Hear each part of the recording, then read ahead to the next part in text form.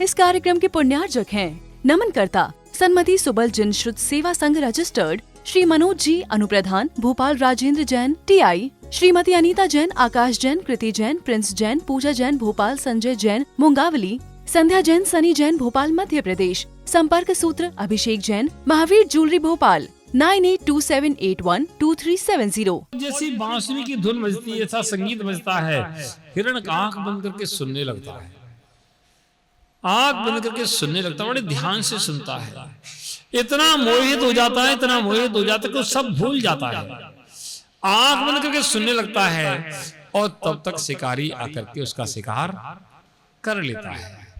प्यारे बंधुओं, ऐसे एक एक विषय में आसक्त जीव भी संसार में दुख को प्राप्त करते हैं। अब बताओ, आप लोगों को किसी एकाध विषय से आसक्ति है क्या? पांचों से हैं।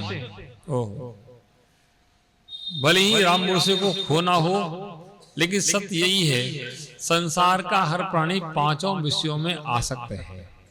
स्पर्श, रसना, घ्राण, चक्षु, कर्ण, पांचों विषयों में व्यक्ति लगा हुआ है और सारा जीवन पांचों विषयों की आसक्ति में लगा रहता है। किसी चीज से मन भर जाता है तब भी उसका त्याग नहीं हो पाता है, तब भी उसको छोड़ नहीं पाता है। कदाचित छोड़ दे तो कल फिर खाने की इच्छा होती है, कल फिर ग्रहण करने की इच्छा होती है। ऐसे हमारी आसक्ति का भाव ही बस यही हमारे संसार का कारण है और कोई दूसरा कारण नहीं है। जिसने अपनी आसक्ति के भाव को घटा दिया या आसक्ति के भाव को समाप्त कर दिया, वह संसार में कहीं भी रह ले, उसको कोई दिक्कत, कोई कष्ट, कोई पीड़ा नहीं होगी और वह जल्दी संसार से पार हो जाएगा। प्यारे बंधुओं, ऐसे में इंद्रिय संयम करना चाहिए, इंद्रियों को अपने वश में करने का प्रयास करना चाहिए। और श्रावक तो संपूर्ण रूप से इंद्रिय का संयम नहीं कर सकते हैं क्योंकि श्रावक हैं, लेकिन जितना अभ्यास करते हैं उतना इंद्रियों के प्रति संयम हमारा बनता है। इसलिए अभ्यास रूप में कम से कम आगे प्रयत्न करते रहना चाहिए। 6 प्रकार का प्राणी संयम कहा, 6 प्रकार का इंद्रिय संयम, 6 प्रकार के प्राणी संयम। प्राणियों का घात नहीं होने देना। श्रावक के लिए कहा, त्रस हिंसा का त्याग वृथा थावर न संहारे। त्रस हिंसा का त्याग वृथा थावर न संहारे। त्रस जीवों की हिंसा का तो श्रावक के त्याग होता ही है। सच्चा श्रावक कभी त्रस जीव की हिंसा नहीं करता है। कदाचित आरंभ सारंभ करना पड़ता है तो उसमें थोड़ी सी हिंसा होती है, उसके लिए वह शाम को आलोचना पाठ पढ़ के अपना प्रायश्चित करता है कि भगवान ऐसे मेरे पाप लग गए हैं, वह सब पाप मेरे मिथ्या हो।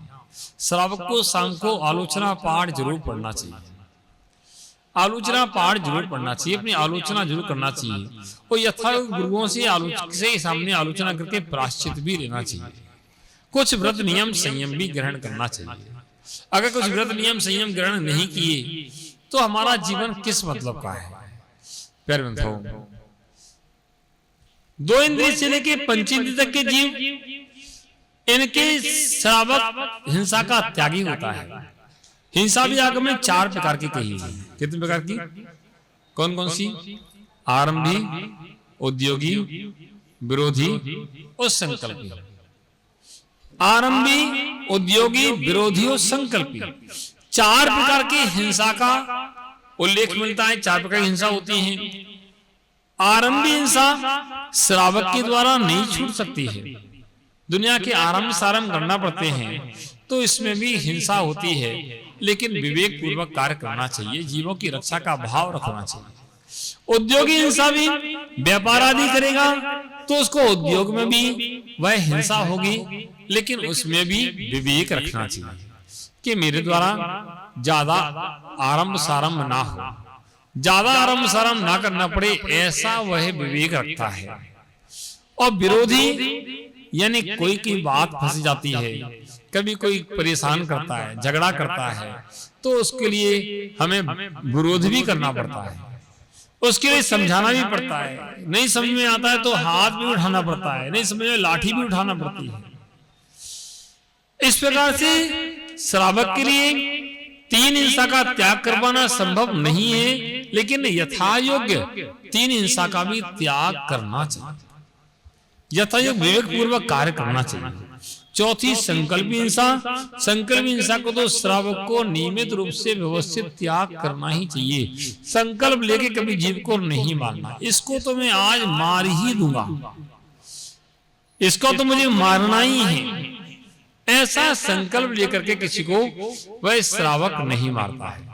ऐसे 4 प्रकार की हिंसा का श्रावक त्यागी होता है।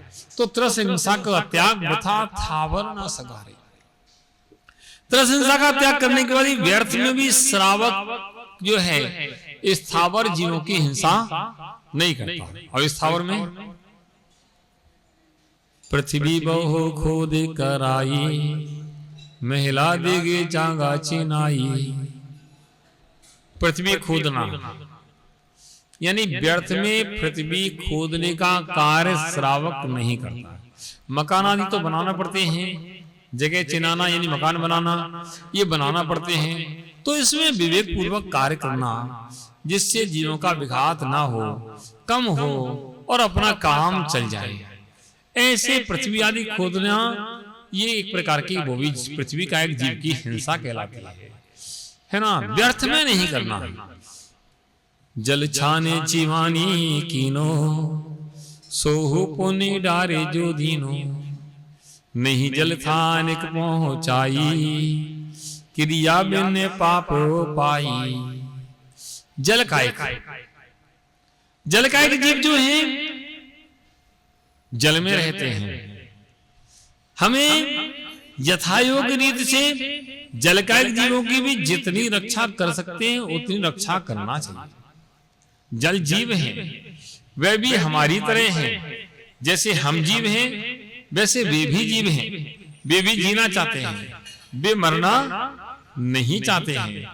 उनके जीवन की रक्षा कैसे हो, ऐसा हमें विचार करना चाहिए।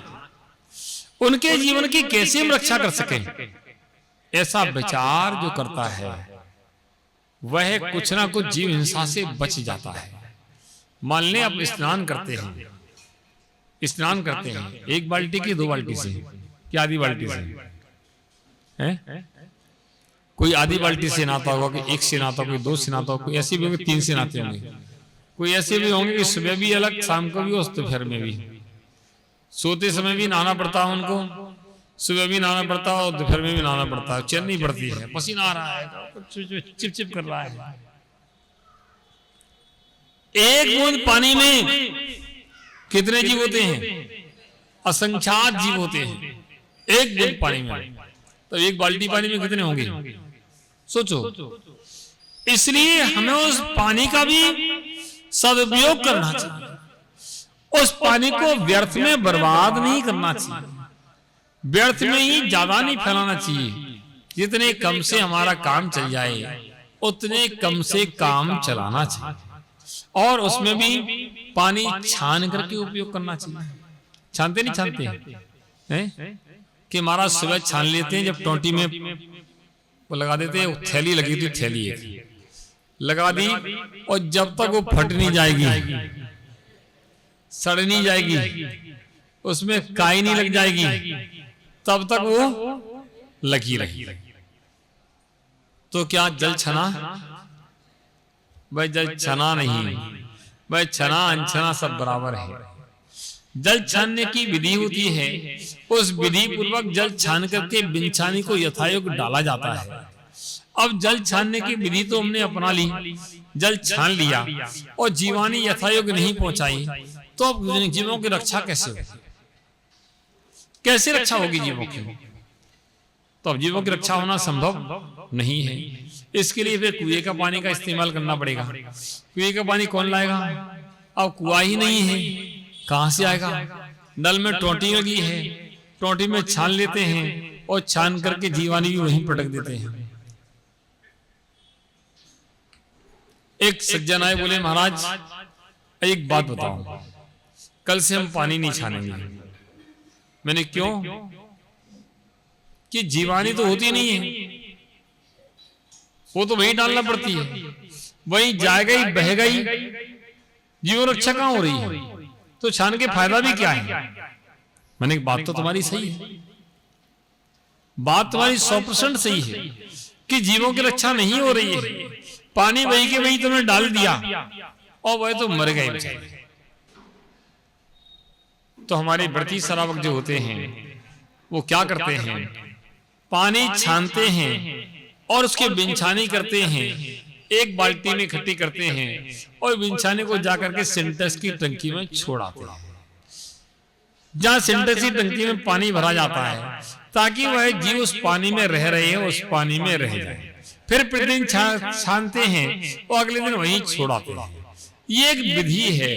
इस विधि से हम जीवानी करके कम से कम कुछ जीवों की रक्षा कर सकते हैं।